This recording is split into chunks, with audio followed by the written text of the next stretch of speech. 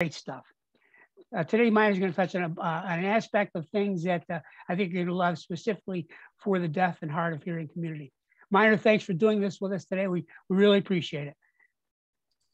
Thank you for having me on. I appreciate it. Good deal. Give us your expertise today. Let's continue on with the conversation we've had regarding your daughter Kayla and her legacy, and how you want to help those that have that are disability deaf, that have just difficulty in hearing, the hard of hearing versus the deaf. There's two separate issues there a little bit, but either way, it's all tied into helping others, especially the deaf, have a better life. Can you expound on that for me? Yeah, absolutely. So, with I honestly had no idea about the differences between the two. I just thought, deaf was just like the category that everybody used. Well, Kayla, explained to me the difference, between hard of hearing, which, might be that, somebody has an issue with one side of the one ear, and, they could hear. There's also that the plant, the device that they put on around their ear. I'm sure a lot of you guys, or at least the community, will know exactly what, that device is called. But deaf, and it, somebody who's legally, right, unable to hear.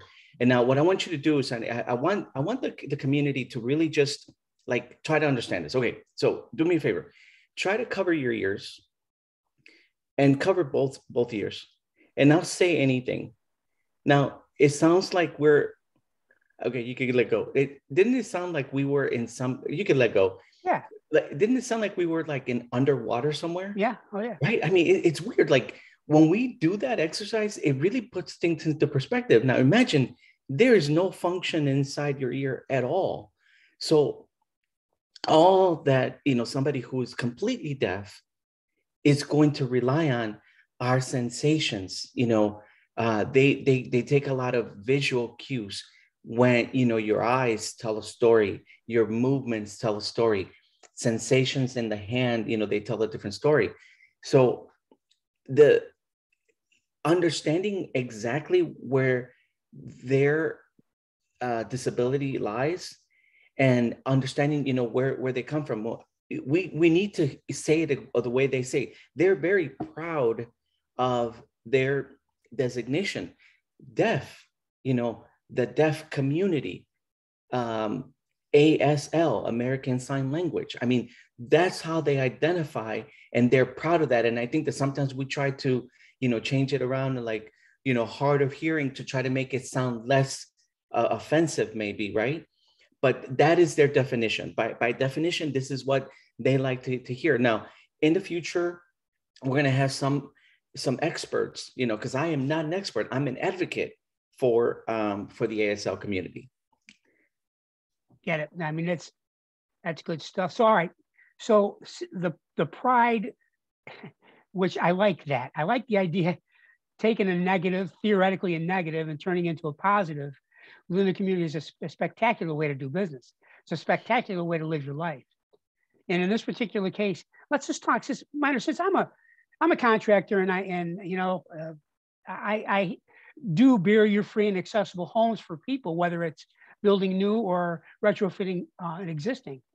Give me some ideas regarding what we can do for the people that are deaf in their home. Help me understand that better. Smart technology, whatever you think is appropriate here. Yeah. So what I became so interested in when I saw your first designs, I'm like, wow, these houses, they look like any typical home, but I mean, the things that, you do to either retrofit them or to build them that way, it really doesn't take that much away from the home, but the functionality for the individual, it makes all the difference in the world. So to me, I always imagine, the worst case scenario is, if we go back to my example, right? If I got my ears covered completely and there's an emergency in the neighborhood, right? I don't know, let's just say you're the siren in the neighborhood. They don't know that there's danger lurking right near them. What can they have? What kind of technology is available to them? I know that, for somebody who is disabled and really can't move around, I mean, they can tie in, their Google device, right? Hey, Google, turn on the lights. Hey, Google, turn off the alarm. Hey, Google, do this. Well, what does someone who can hear, if we can picture that like this, what we have to do is we really have to get, like in their shoes.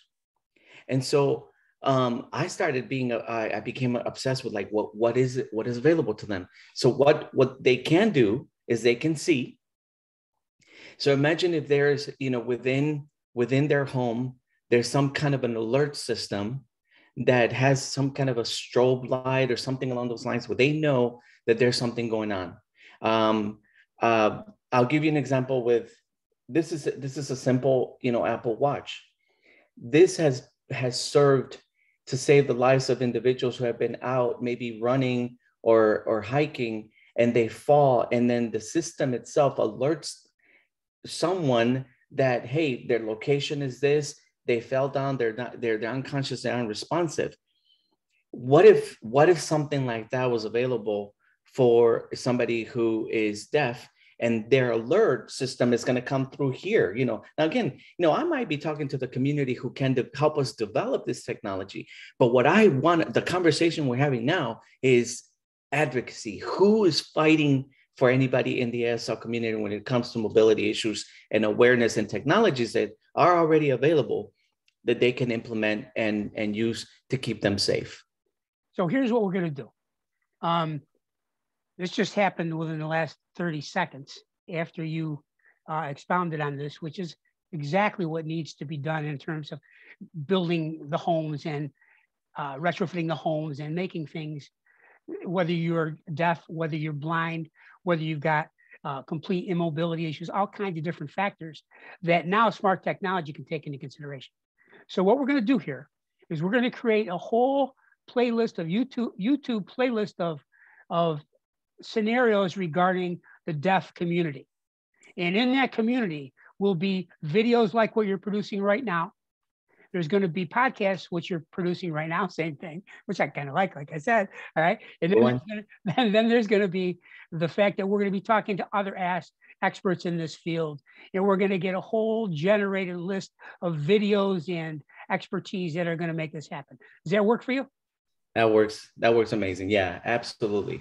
Well, that's great. So, Mynor, as always, thanks again. And I want to stress to everybody that's listening to this, he's giving you some golden nuggets here.